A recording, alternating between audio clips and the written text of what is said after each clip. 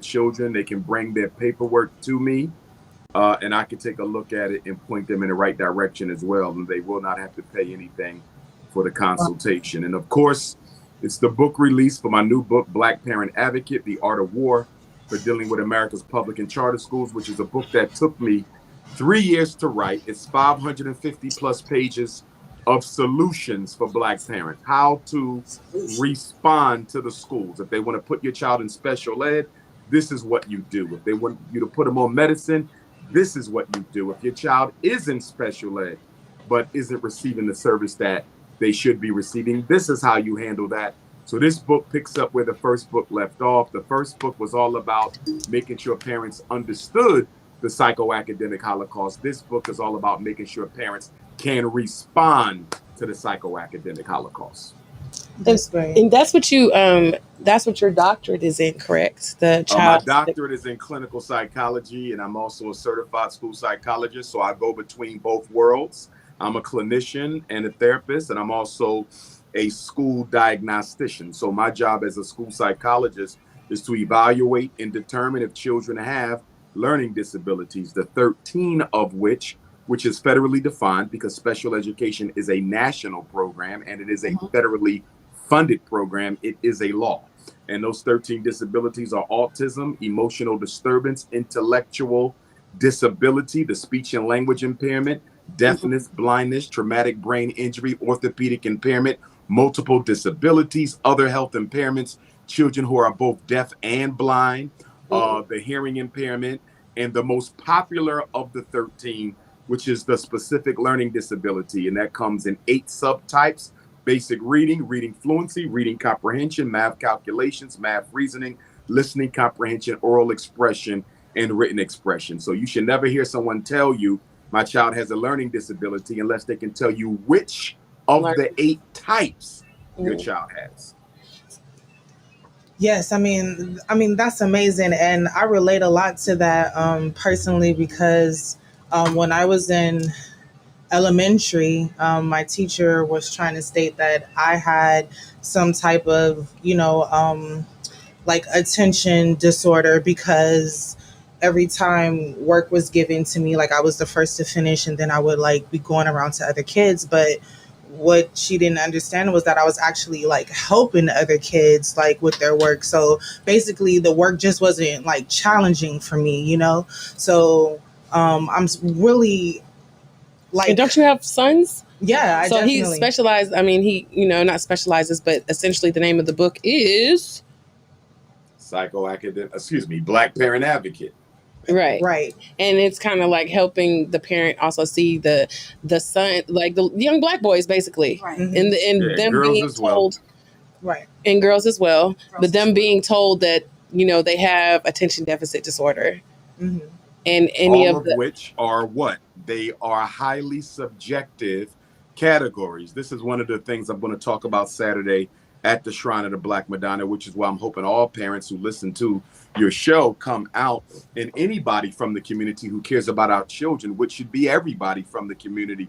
The most popular disabilities that are given to our children are the most subjective disabilities. And what I mean by that is the ADHD and the learning disability. Those are the mother and father of the psychoacademic Holocaust. The learning disability in the school psychology, ADHD in the clinical psychology, and they're highly subjective. You cannot prove a reading disability. If one of you have a child with an IEP for reading, prove to me your child has a reading disability. You can't.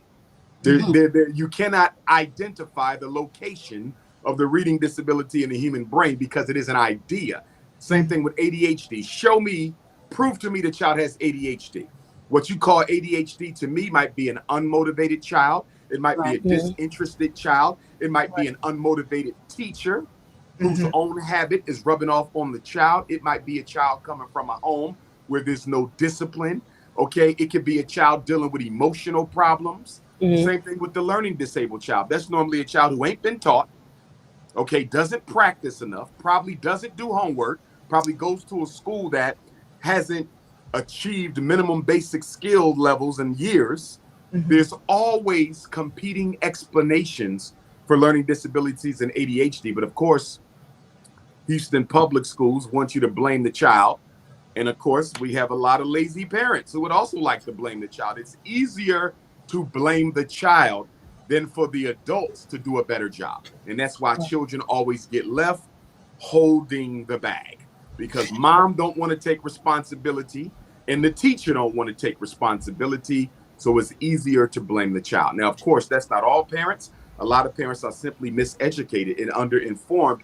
And that's why it's my job, to make sure parents do what they do. That's why I coming back to Houston. That's why I travel as much as I do, because there's no other psychologist doing what I'm doing in this country, period. Whether they're in the conscious community or the mainstream Black community, I am primarily the reason why Black parents now feel more empowered to fight back. I'm the reason they understand what special ed is really about and what ADHD really is. And that's why I come. People say, why you keep coming back to Houston? Well, number one, I get a lot of love there, but also it's a very large community. Houston it very much so is. It's a top 5 Black American city, which means no matter how many times I come, I'll never get everybody. It's like New York City.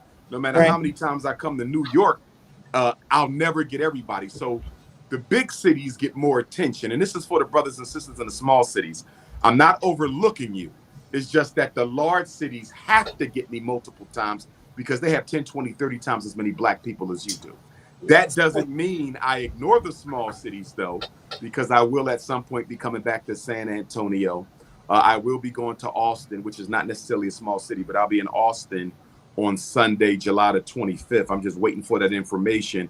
And of course, I'll be in Dallas the day after Houston. I'll be in Houston Saturday, but I'll be in Dallas Sunday at the Aldi's Caribbean restaurant, 7879 Spring Valley Road. Same time, 2 to 8 free, 2 to 4 lecture Q&A, 4 to 8 book signing. So this is the first time I've done Houston and Dallas together. That's definitely going to be a whole H-Town, Dallas, Texas D-Town State, experience. Austin as well. So I've never done all 3 cities in the same month before. So I'm very excited. I'm also excited. On that note, we're going to take a small break because I want to make sure someone from YouTube just said they weren't hearing you well, and I want to make sure they get all of this goodness and information. Okay, I'm Miss Lovey, Queen of all things indie. We're sitting here for the 2nd season of the She Shed Show, and we have our special guest, Dr. Umar. Give us a second, and we'll be right back.